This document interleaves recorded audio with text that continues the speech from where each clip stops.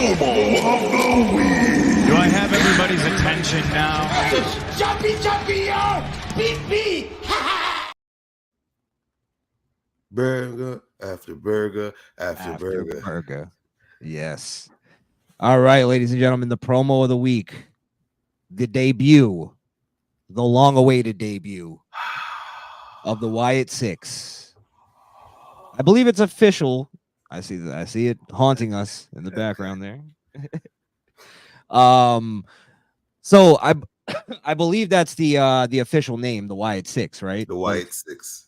But it's 5 of them, so I assume maybe Bray is the 6th. Bray is the 6th. The Lantern is the 6th. Yeah. The spirit of Bray Wyatt is the 6th member. Because that's where a lot of people are going, where it's like, oh, there's going to be a 6th member, and I'm not so convinced on that. I think it's more of a spirit. And if it was a 6th member, who would it be, and what would it be? Because all the characters are filled. Alexa Bliss as what? I don't know. That's as Alexa Bliss, as what she was before, but that's just lazy to me. I assume she's going to be revisited into this storyline at some point. Yeah, because you remember before Bray passing, they were starting to get into Uncle Howdy haunting her. Yeah. About her past with Bray and turning on him and all that stuff. Yeah. But let's just talk about the thing itself, the segment itself. So basically, it starts off like a normal Fiend entrance, which is just a tribute to the Fiend. Yeah, the door again, same door. The door again. If you notice, they kind of after that they just ignored the door. They went. You know what kind of pissed me off with the filming of that, bro? The fact that they went around the door. They didn't go through the door. Yes. And the fact that when they came out, they didn't come out of the door. No. Like I felt like that would have been the shot of them coming at finally come. That's the whole payoff of the door. No, somebody coming out of it. But I think just because Bray just did it, it's kind of cliche to do it again the same way. Maybe it's their symbolic thing of like that was just the tribute. Now this is the new thing. This is the new thing. Yeah. This is our thing now. Yeah. Look, I don't want to be down on it at all. I thought it was amazing. It was a great debut to me. I thought it was it was captivating because I've never seen anything like that where they literally had a massacre in the backstage massacre. I thought it may have played off a little bit better if they showed Uncle Howdy first and then revealed the new characters. Yeah. Honestly, no, because Uncle Howdy is the one. They had to put him last. Just like when Bray came back, they put all the characters first and then it was him. So they're just doing it that way. And it kind of, I like that little arm thing he does when he's. I love that shit. I don't know why. But for him to turn around and do that and there was a massacre, that shit was lit. I almost popped when he did that. Yeah. Because he lifted his hand. I'm like, he's gonna do it. He's gonna do it. Yeah. Yeah, I love little details like that. I thought everything was great because then they slowly exposed or revealed. First they revealed Rambling Rabbit, which was Eric Rowan. Yeah. He had the no, actually, they revealed Nikki Cross first. She came out first. Yes. Sorry. Yeah. You're right. Nikki Cross looked great. Yeah. Still looking kind of dumpy, but it's all right. And what's up with you it's white gonna people? work though. What's up with you white people thinking it's scary to see hair across the face, bro? That's like every scary woman or white woman in any scary movie has to have their hair over their face. It did look like The Ring. She looked like she walked out of a TV screen for real. Like, y'all get it together. Get more creative with horror, please. I will say that's when Nikki Cross came out, I was a little nervous. Because I was like, uh-oh, this might be kind of lame. But then the rest of it played off very well. Yeah. Because I did feel that too. I felt like it was a little generic at first. Mm-hmm. But then, they brought us backstage. We see Rambling Rabbit, Eric Rowan, and then they go into the other side. He has a bunch of... Wait, let me just say this. They had a bunch of throughout this whole thing, there's a bunch of wrestlers just piled up, knocked out, bleeding. Just knocked the fuck out, bleeding on the floor. There's blood splatter on the walls. Yeah, like someone got murdered. Yeah. It looked like they put a bullet in Chad Gable's head, bro. Like that nigga looked dead. It was a massacre. It was like a murder scene. Yeah, but I want to critique just a little bit about Eric Rowan, right? Go ahead. Everything was cool. We know Eric Rowan's a big, strong dude, right? Mhm. So you could tell that mallet in his hand was fake. The way he was spinning it, you could just tell it was styrofoam. Yeah. Stop twirling it, bro. Just hold it. Do like Triple H does, bro. Make it look heavy. Or just make it a real fucking mallet. Yeah. Why not? Right, a real mallet. That's true. Yeah. He did also have the Luke Harper mask on the back of it. On the back of it. Little tribute to Luke Harper. Mhm. Then we go into gorilla position. Gorilla position's completely fucked. There's sparks going off. There's monitors hanging off the wall. Yeah. Everything's flickering. And then in the Smoke corner, coming out the floor. yeah. And then in the corner, we see Mercy the Buzzard. Mercy the sitting Buzzard there. just sitting on top of a speaker, staring at all the dead bodies on the floor. Yeah, dreaded up Mercy the Buzzard, who is Dexter Loomis. By the way, I also confirmed all of these, and I'm sure they were all confirmed anyway, but confirmed them by their tattoos. You could see all their tattoos. Yeah. It's definitely these people. So Dexter Loomis is going to be Mercy the Buzzard. Then we go into the next part of the backstage, and there's Huskus, the pig. Joe Gacy. Joe Gacy. Could tell Again, from his tattoos. His tattoos. He looks like he lost a little bit of weight too. He lost a lot of bit of weight. Yeah. Okay. Yeah. I thought I was just seeing that, but and has he been off NXT though? He's been off. He's been off for a few months, probably 3 months now. Okay, gotcha. You remember he disappeared since Schism ended. I thought he was doing his own like little thing for he stayed a little bit and then he disappeared. He wrote faded him out. off. Yeah. Okay, gotcha. And then we see Chad Gable, fucking gunshot victim. Nigga is dead. Just victim of the knockout game. Which is weird because I wonder why they zoomed in on Chad more than any of the dead bodies. Yes. And they kept him in frame for a little minute there too. Yeah. It also real quick, then they revealed Uncle Howdy finally. He walks into frame. But real quick, the Chad Gable thing, I think they did reveal that in one of the Easter eggs, the little QR codes that they had CG written somewhere. They had CG written, and then they said, you stop saying thank you. I forgot what they said after that part, but it was more like watch your back, like we're gonna have you shot in the head. It was and leaned up against a case. Yeah, so I mean, well, it's weird because then before that, and we'll get to that whole storyline later, but before that happened, Chad Gable was like kind of setting up his own storyline, but maybe that was all just a red herring to kind of get us off the trail. Maybe. And now he's going to redirect himself because Gable is that kind of wrestler. If you see that he's a heel, but if somebody fucks with him, it gets to him. Yeah. And he's going to like try to get back at them. So I don't know, but Chad's like caught up in his own whole storyline. Bro, they beat him back to Shorty G, bro. He like had longer hair, it looked like. Yeah. But I guess we'll get back to that where the future of this is going. But yeah, the what did you think of the whole thing? I thought the theatrics, the cinematics of it was great. All of it was great. I do have my little critiques, but like I always say, bro, I have to see more, bro. I have to see more. I thought they could have went a little more creative with the music that was playing. The single piano key. You just hated Bray's old theme. No.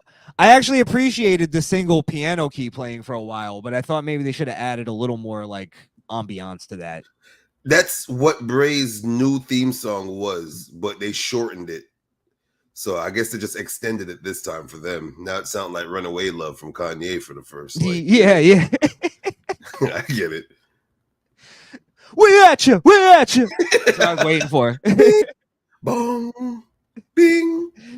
No, but yeah, I'll give it a solid 8 out of 10 for. I just have to see more because it gave me Extreme Rules vibes when Bray came back. Even coming out with the lantern, they all formed up. He picks up the lantern. I didn't even like the "We're Here" and the blowout of the lantern. It was kind of like, I was like, okay, Y'all are here. Y'all blow out the lantern. I get. Go ahead. Sorry. Finish. They didn't even like cut it off like the way they did with Bray. He like blew the whole. It looked like us when we finished the show. Yeah. Jesus. Yeah, you're right. Broke It was a little. wall. It was a little shoddy. It was a little shoddy. But I think this debut was 10 times better than Bray's debut. I thought the whole like I got to disagree with like some of your critiques. I thought like the we're here was good. I'm Maybe a Bray mark.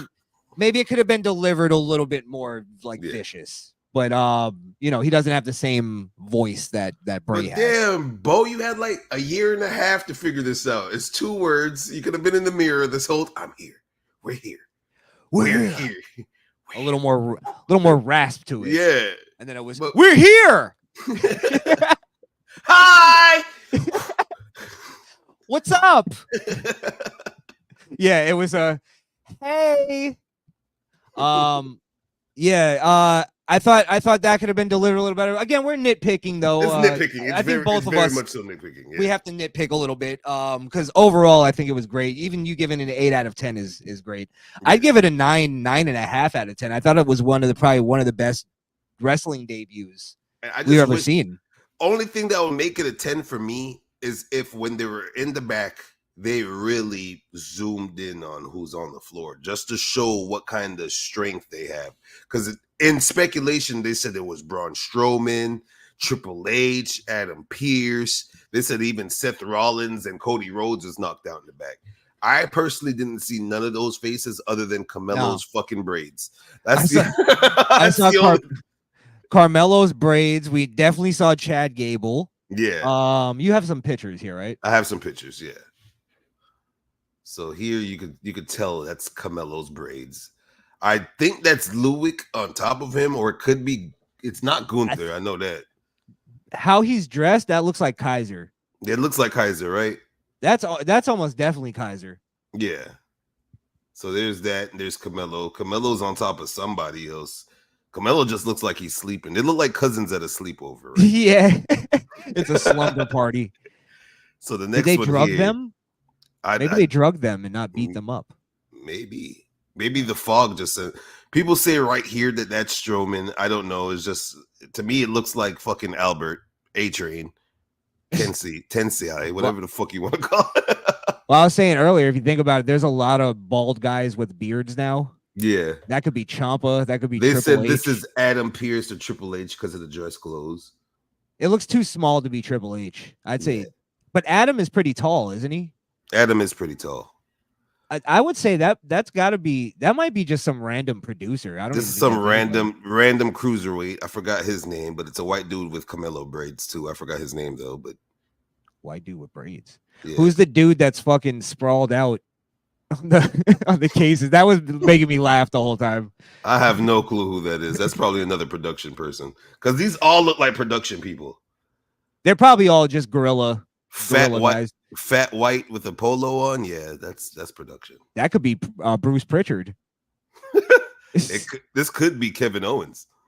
You know, it was also, we got to point out, it was smart of them, like the storytelling wise. They showed Gorilla, I think, like twice before throughout the night, but they showed it just to make sure you saw it like intact. You know what I mean? Yeah. So that was really good. Good production, good TV storytelling. This motherfucker, is that Andrade or Dean Ambrose? I don't know. Is this Dean Ambrose? I can't tell who that is. This is how they're bringing back Dean. Yeah. This is his debut as well. He's just dead.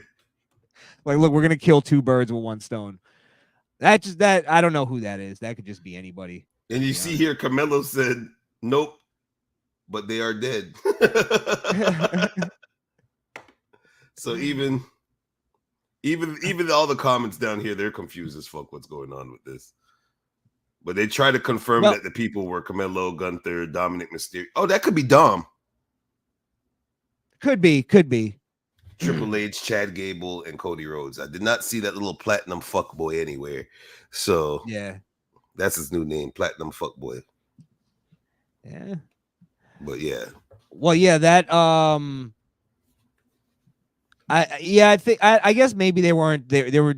That's why it makes me question why they showed Gable so like So much. Yeah. so prominently that it made, and then they kind of just like flash by other people. Right. So it makes you wonder, like maybe there's a story that's gonna push them into. Maybe Gable needs Otis and his team now.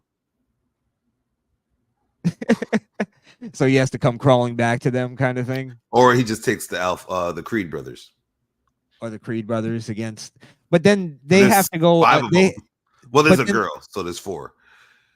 Now I'm not gonna put it past Triple H's booking because he's not the greatest at telling stories. But then if he goes with the Creed brothers, then they have to finish the story with Otis and Tozawa and Maxine. It's almost getting there. Like Otis just wants to knock his head off now, bro. So they probably will pull him from the Money in the Bank qualification and have a SummerSlam, or not a SummerSlam, but a Money in the Bank match with Chad versus Otis. Gotcha. Yeah. Oh, here's another critique I have of this though. Because I saw the Jey Uso digital exclusive after, and I get it that he was in the crowd when the whole thing went down. He was in the ring. Yeah. And he he wasn't beaten up, but I feel like they shouldn't have done anything after Raw. They should have just left it like radio silence, like old school. Yeah, yes. Basically, like even put out a statement. Listen, no digital exclusives this week. Look what just happened. Like make it like act like it's like something really bad just happened. Yeah. Or they probably thought with Jey Uso doing that it made it worse. Like, oh, bro, I wasn't there. Like, luckily, I'm right here. That was bad. I'll be honest. I hated it. I hated his digital exclusive because it made it like he went comedy with it. Yeah. And it's like, bro, you should have at least like you should have expressed concern or something. You know what I mean? Like it was too comedy, and I feel like they shouldn't have done that with this thing. My other critique is that there is no other way to actually prove destruction more than destruction already happened, and you're just standing there with the aftermath. But it did hit hard. It did give an essence of we're coming to fuck shit up, but Jay kind of ruined it with his digital. As the first piece of like I still got to go back there to get my shit, and they're still back there, type shit. That's how he should be. It should have been on the level of like, listen, we had to evacuate the backstage after this. Yeah, you know what I mean. Like to tell that story, if they wanted to make it seem like total mass destruction, holy fuck, digital access outside or something. Like no one's allowed inside. There's freaking sirens and police lights everywhere in the digital exclusive, and he's just like, bro, I don't know what just happened inside. Right. And then everybody that's like holding a mic that's talking about it should be like, luckily I wasn't inside at the time. Like treat it like a fucking news story almost. Yeah, treat it like a bunch of bodies are inside not moving. Yes. We don't know what the number of victims are, that kind of shit. You know what I mean? Yeah, bro. Like they could have definitely did a little bit more. I think they were lazy on that side of it. You think they're going to SmackDown? Back end? You think they'll be on SmackDown, or they're just going to stay with a Raw exclusive? Like we're not going to hear from them again until Raw next week. I get the feeling. I guess we can go into the future of what this is going to be. What's the future of the Wyatt Six? Because it would be great if they start off SmackDown like, what the fuck happened on Raw? I have a feeling they're just going to do a package, a video package. Just rewatch the same thing that happened, and and then move on to the rest of the show. Because that's how they tend to do everything, where they could tell a way deeper story of, the Wyatt. Like they could even do that and then have the Wyatt Six show up and maybe attack somebody. Yeah. I don't know. Like, did you see that? That Bo wrote letters to his new members. Oh no. Yeah, he sent them all personal letters. They're going jigsaw with this. Yeah. Amanda.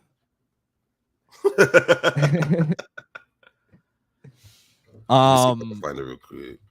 Yeah, well, while you look that up, I think they're gonna be on SmackDown. I think they'll make an appearance. or they'll do some kind of like new vignette, or even maybe go back to the QR codes. I hope they don't do that, but I assume they'll probably show another QR code. Something small to hold us over. Yeah.